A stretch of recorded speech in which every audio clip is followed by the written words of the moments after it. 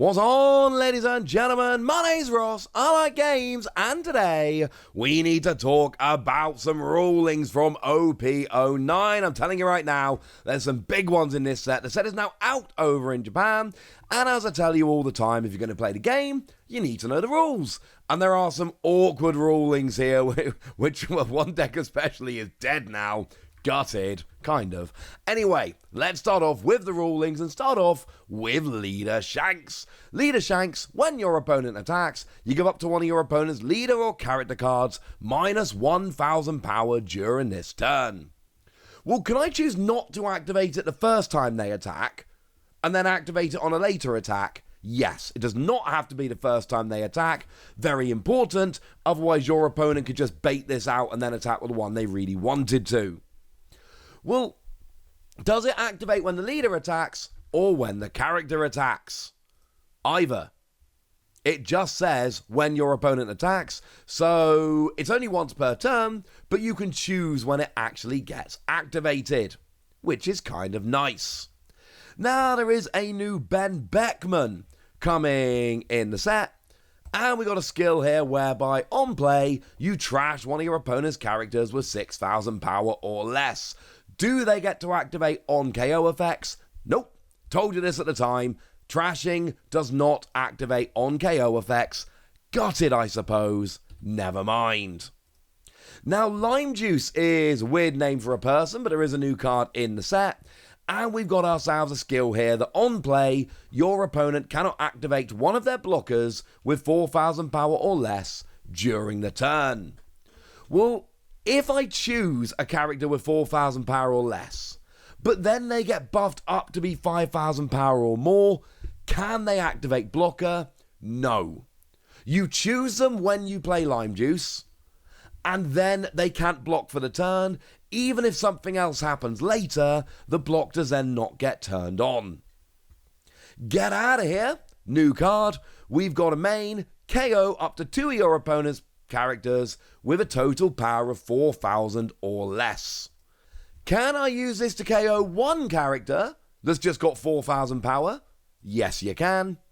Can I use this to KO two characters, one of whom has minus 2,000 power, the other whom has 6,000 power? Yeah, because minus 2,000 plus 6,000 is 4,000. They have a total power of 4,000. You totally can use it. This is one of my favourite rulings, incidentally. I think it's beautiful and lovely, and I love it. Now, Lim is one of the new leaders here, and it says that all your characters enter play rested. Okay. Well, what if I use a skill that activates when my character is rested by my own effect? Can I use that here? No. You're not putting them into play and resting them. They are entering play rested, which is not the same thing. So skills that activate when a character gets rested do not activate. They just come into play activated. I'm going to be honest with you. Lim's leader skill here. Massive downside. Don't like it. But I suppose that's kind of the point. Trafalgar Law. On play, you can return one of your characters to the owner's hand and then play an Odyssey character with a cost of 3 or less other than Law from your hand. Well, can I play this and then return it to my hand immediately to play another character? Yes. Yes, you can, as long as you don't then play the Law. It's a little bit weird. But if you're actively trying to lower your hand size, for instance, because we all know there's things like the other law that will make you discard cards, but only if you've got X number of cards in your hand. So actually using this to get down below the threshold actually could be kind of good. Get this to, 6 cards in hand so that you avoid the trashing. Yeah. Honestly, it's niche, I'll give you that. But using this to lower your hand size could actually work. This is weird, but kind of fun. Now, we got ourselves a new Don Quixote do Flamingo, and it says at the end of your turn, if you have 2 or more rested characters, set this character to active. Well, if I've got 2 rested do Flamingo and no other characters, can I activate them both? The answer is no, you can activate one. You got 2 rested Don Quixote, 1 activates, and then the other one goes, there's only 1 rested character. So 2 of these will not activate each other, 1 of them will get activated, the other will remain rested. This is the kind of thing I mean about a ruling which could end up being important. Don Quixote Rocinante, when your opponent attacks once per turn, set this character to active.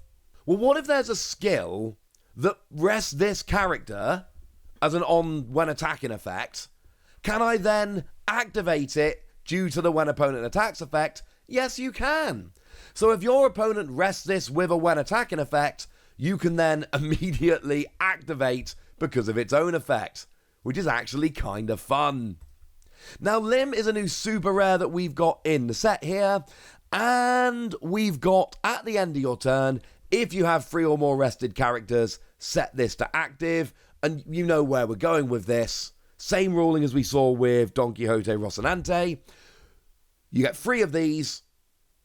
If they're all rested, 1 of them will activate because there's 3 rested characters, but then the other 2 will not. You could have seen that one coming. Now, the very snappily named Sol Frankie Swing Arm Boxing Solid has a rather nice counter here, whereby up to 1 of your leader or characters gains 2,000 power for the battle.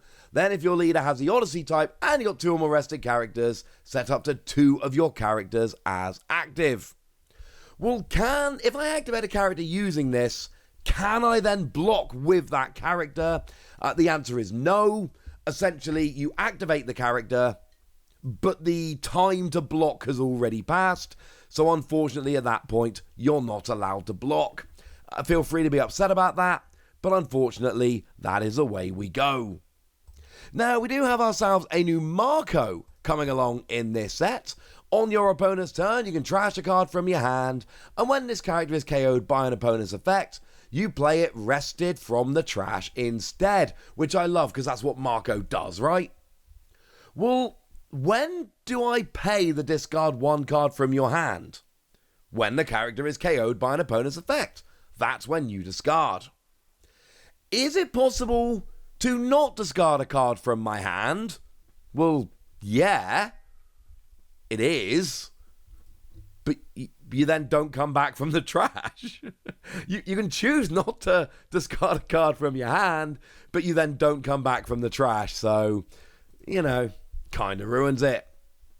We got special Muggy Ball here. It's an event card. Your opponent chooses 1 of their characters with a cost of 6 or less and returns it to their hand. Who chooses it? Well, the opponent chooses it. You play the card your opponent chooses. But if you can get them to 1 card left on the field and then play this, well, technically they get a choice. But they don't really get a choice. That's where this excels. Now, the Luffy Leader is a phenomenal card. Don X1, all your characters gain +1 cost. And on your turn, once per turn, when 2 or more Don cards are returned to your Don deck, add a Don card from your Don deck active, and add a Don card from your Don deck rested. Well, if I activate Don -1 twice during my turn, can I use this effect? No. It only activates when 2 or more Don are returned at the same time. If I've not yet activated this, and then Black Maria, the one from OP-08 where you put 5 Don out, but at the end of your turn, you have to put them back until you've got the same number as your opponent or less, can that activate Luffy's skill here? Yeah. As long as you've not used Luffy's leader skill during your turn, then yes, you absolutely can activate this using Black Maria. And might I suggest that you might want to, because this is just a ridiculous use of it. It's absurdly good. Now, Martially Teach is one of the more controversial cards from the set, just because it's really good but kind of complicated and it's going to lead to some rulings. And when I say that, I am actually referring to both the leader and the character. Now, the leader here has got a rather nice skill that says your on-play effects are negated. I said it sarcastically, it sucks. But activate main, you may trash a card from your hand so that your opponent's on-play skills are also negated. Well, what if there is a trigger which is an on-play skill? Let's say you take a life and Nami from OP-08 comes out. The trigger says activate this card's on-play effect, which lets you trash the card with trigger from your hand, KO a 5 cost or less, and then if you've got 3 cards or fewer in hand, draw a card. What happens then? Well, what happens then is you choose to activate the trigger, but it's an on-play skill, so nothing happens. So essentially, you say, I'm activating the trigger of Nami, and then Blackbeard says, yeah, but it doesn't do anything, and then Nami gets put in the trash. Which is important, of course, because it means it doesn't get added to the hand, so maybe don't do that. Can I put cards with on-play skills in my deck? Yeah, of course you can. They just don't do anything. But you absolutely can put them into your deck. That is a thing. What if my opponent plays a card like Brook, for instance, that has a skill which is both on play and when attacking? Can I use that skill? No! Because part of the skill is on play, so if it's an on play and when attacking skill, you don't get to use it. Sorry. Okay, but what if it's Brook and I want to use the on play when attacking skill when I'm attacking? Can I use it then? Yeah. Because it's not an on play / when attack. It's really an on play skill, which is the same as its when attacking skill. If you try using it as an on play skill, doesn't work, because on play skills don't work. If you try using it as a when attacking skill, it does work, because when attacking skills totally work. Well, what if my opponent's leader is Premium Booster 01 Sanji? That has got a skill whereby you can give Rush to any of your characters without an on-play skill. So if Blackbeard's leader skill gets activated to turn off on-play skills, can Sanji then give them Rush? No. Of course not. Be fun if you could, but no. Absolutely not. They've still got an on-play skill, they just can't actually use them. Sorry about that. And that also incidentally applies for anything. So anytime an on-play skill is negated, you don't then treat them as skills that don't have an on-play, or characters don't have an on-play skill. You just treat them as your on-play skill hasn't activated this time. Sorry about that. Jesus Burgess has an effect. This character cannot be KO'd by your opponent's effects. And if your leader has a Blackbeard Pirates type, this character gains 1,000 power for every 4 cards in your trash. Well, if I've got 7 cards in my trash, and then this resting character is attacked, and I discard a 1,000 power counter from my hand, does it go from plus 1,000 to plus 2,000 because the counter puts me up to 8 cards in my trash? Yes. Yes, it does. It's essentially a static skill that we're always checking. So the moment another card goes into your trash, even by a counter, that will then activate this, and you're good to go. And then we get to the character Marshall D. Teach, the other one that's giving us a bazillion rulings and is super awkward. This is the one whereby activate main once per turn. If your leader has a Blackbeard Pirates type, and you played the character this turn, i.e. it's an on-play skill that's not called an on-play skill, so you can use it with the leader. Negate the effect of one of your opponent's leaders during this turn, and then negate the effect of one of your opponent's characters, and they can't attack until the end of your opponent's next turn. Cool. Can the effect of this card negate the effect that says, according to the rules, you can have any number of copies of this card in your deck? Yes, but it won't actually do anything. I'm assuming the reason here essentially is because even though you've negated the rule, the cards are in the deck and you're not actually allowed to check them. So, fun little idea, but it doesn't actually do anything. What does do something is Nami. And this was the big ruling we needed to know coming into this. Because obviously, Nami's leader skill says when you run out of cards in your deck, you win the game. But generally speaking, you run out of cards in your deck and you lose the game. So if this skill is activated and Nami runs out of cards in the deck, what happens? Well, Nami's skill is negated, which means Nami doesn't have the skill, which means Nami loses the game. Which means that, essentially, if Nami's about to deck out, you play this card and you win. Yeah, that kind of makes Nami not a very good card anymore now, doesn't it? If you turn off a character with on-KO skills, do their on-KO skills activate? No, obviously not. Turn off their skills, KO them, doesn't work. Can this negate skills which are given from other cards? No, it absolutely does not turn them off, which is kind of nice. So any of the million cards we got out there that will bump up your power will still bump up your power because they're not actually being given. They're not on the card, they're being given from something else. For how long can you not launch an attack? 1 turn. Until the end of your opponent's next turn. Hey, speaking of super awkward black cards which are giving us a bazillion rulings, how about Black Vortex, which is your event card that negates the effect of up to one of your opponent's leader or character cards and gives them minus 4,000 power. Or as a trigger, negates one of your opponent's leader or character cards during the turn. Well, we got the same kind of rulings.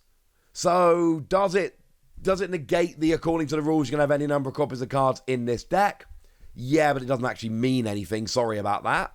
If you play this, will it stop Nami winning the game and make them lose? Yes, it absolutely will.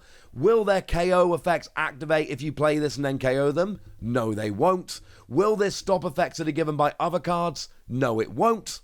And then we can do a very similar kind of thing here with Black Hole, which says, if your leader has a Blackbeard Pirates type, negate the effect of one of your opponent's characters during this turn. If it's got 4 or less cost, KO it. And as a trigger, negate the effect of one of your opponent's leader or characters during this turn. These are going to start looking kind of familiar. Does it negate they can have as many copies of this card in the deck as you like? Yes, but it doesn't actually do anything. Will it stop Nami winning the game and actually make them lose? Yes, it will. Will it stop KO effects if you then KO them? Yes, it will. Will it turn off effects which are given by other cards? No, it won't. But there's also one here for Storm Kick. So let's say, for argument's sake, we got OP-07 Storm Kick, or Tempest Kick is the English name here. And this is the one whereby draw a card. If you've got 10 or more cards in your trash, give one of your opponent's characters -3 cost during this turn. Well, let's say I use it on OP-08 Jack to reduce the cost by 3. Can I KO Jack? Because remember, Jack's got a skill that gives it +4 cost. So essentially, does it negate the +4 cost on Jack so that the -3 cost will bring it into range and you can KO it? Yes. Yes, it does. So essentially, you've got your Dark Hole, which gets rid of the skill. Tempest Kick brings it down to a 4 cost, and then you can go ahead and KO. Nice. And yeah, the FAQ's a little bit longer here because we've got some awkward cards in this set. It is a bit longer, but as I kind of said at the beginning, this is one of those ones where you really need to make sure you're paying attention. These are important. Karasu, or Crow, is a card coming along here. And we got a trigger. If your leader has a Revolutionary Army type and you and your opponent have a total of 5 or less life, play this card. Okay. Does it mean it appears on the field when the total number of life cards in each player's hand, including this, is 5 or less? No. It is when, as it says on the card, if the total life between you and your opponent is 5 or less. Not any life that have been picked up, just lives that are actually sitting there on the field right now. Kazan gets a new card here, and on play, you place one of your opponent's characters of a cost of 3 or less to the bottom of their life face up, or top of their life face up, and your opponent trashes a card from their hand. If I cannot place a free cost into my opponent's life, can I use this? No. No, you can't. So you don't get to make your opponent trash unless you can also put one of their characters into the life. That's fairly important. We've got Koala here, which has got a rather lovely skill that on play you can add the top or bottom card of your life to your hand and then play a Revolutionary Army with a cost of 4 or less from your hand. If you do, you get to draw a card. Okay, Well, if I can't play a revolutionary army, can I still draw a card? Nah, same thing we just saw with Kazan. If you can't start the skill, you can't end the skill. Sorry about that. There is a new Sanji here that has a trigger if your leader is an Egghead type. Lovely, we get a new Egghead card here. Add a card from the top of your deck to the top of your life, and then trash 2 cards from your hand. Well, if I've got 1 or less cards in my hand, can I add a card to my life and then trash 1 or 0 cards to leave me with a 0 card hand? Yes. And the difference here with the other rulings we saw on like Koala, you can start the skill, adding a card from the top of your deck to the top of your life. So you do. You then can't trash 2 cards, so that's alright. You do as much as you can here. Now, Sabo, on play, add a Revolutionary Army character card from your hand to the top of your life face up. And then if you've got 2 or more life, add a card from the top or bottom of your life to your hand. Well, if I don't add a character card with the trait Revolutionary Army from my hand to my life, but I do have 2 or more life, do I add a card from the top or bottom of my life to my hand? And the answer is you do, which does seem slightly at odds like Koala. If you can't play the Revolutionary Army, you can't draw a card. But I think the difference here is this is all kind of the main skill, whereas Koala is you add the card, then you play the Revolutionary Army and draw a card. Whereas here it's all kind of the same thing, if that makes sense. Bartholomew Kuma's got the same trigger as we just saw on Crow. It's the same ruling. Bello Betty's got the same trigger. It's the same ruling. Lindbergh's got the same trigger. It's the same ruling. So we move on to the last card here, which is Goldie Roger. That is the one, remember it's got the gold manga, which is absurd, but it's also a good card in its own right.